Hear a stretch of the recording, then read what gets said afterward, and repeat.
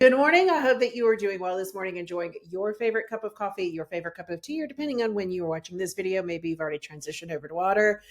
You know what I say. Let's get in today's video topic. And this month, I am doing a challenge inside the membership, and it's really all around the customer journey. So let's break it down.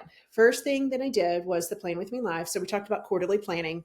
This month, focusing just on the customer journey. So introduced the challenge. Now, each week, we are diving a little bit deeper into each step of that customer journey challenge.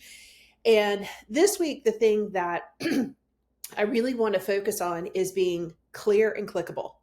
Clear and clickable. Now, I didn't come up with that. I'm going to be honest. ChatGPT came up with that, but oh my gosh, clear and clickable. The thing that always attracts me to really simple, like words together, are the fact that they're simple and they speak the truth. So, are you being clear and are you clickable? And so this week, the focus is all around social media profile and making sure that that profile is clear and clickable.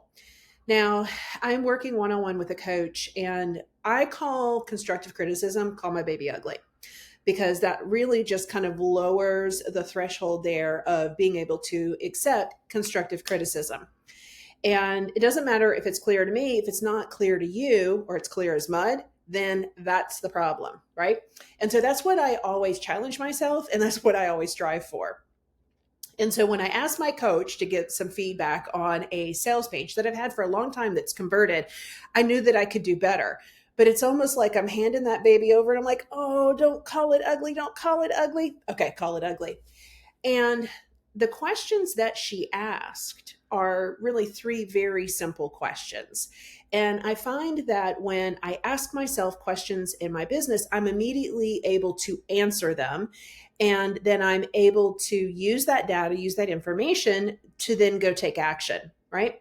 And so, are you being clear and clickable, or is your business, your profile clear and clickable? So, three questions to ask. Number one, who's it for?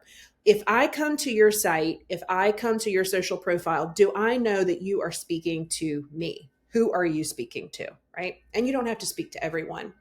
The next question to answer is, why am I even here? So something brought me to your profile, and I need to be able to understand, like, why am I here? Can you help me solve my problem that I'm having, i.e., your dream customer's problem, right? And then the last question, what am I going to get moving forward? Right? Is this a low ticket offer? Is this a way to organize something? Is this a way to implement a content plan? Is this a way to map out a customer journey? What am I getting moving forward? And then the links there inside of your social, they need to be clickable and actually work. Don't laugh, because you know it's happened where links break or links are not working. And then those email sequences, like ultimately, where do you want your customer to go to? This back end, like the back end, the thing that you're selling, that's where ultimately you want your customer to go to. So I want you to think about the customer journey. We're breaking it down just really into that social profile one. Focus just on one. Don't distract you with the whole repurpose, omnipresent. That will just take forever. We want to focus really just on one. Who's it for? Why are they here? And what are they going to get moving forward? And making sure all of the links work. Because when you've got this down, it's basically testing and collecting the data and seeing where people fall off.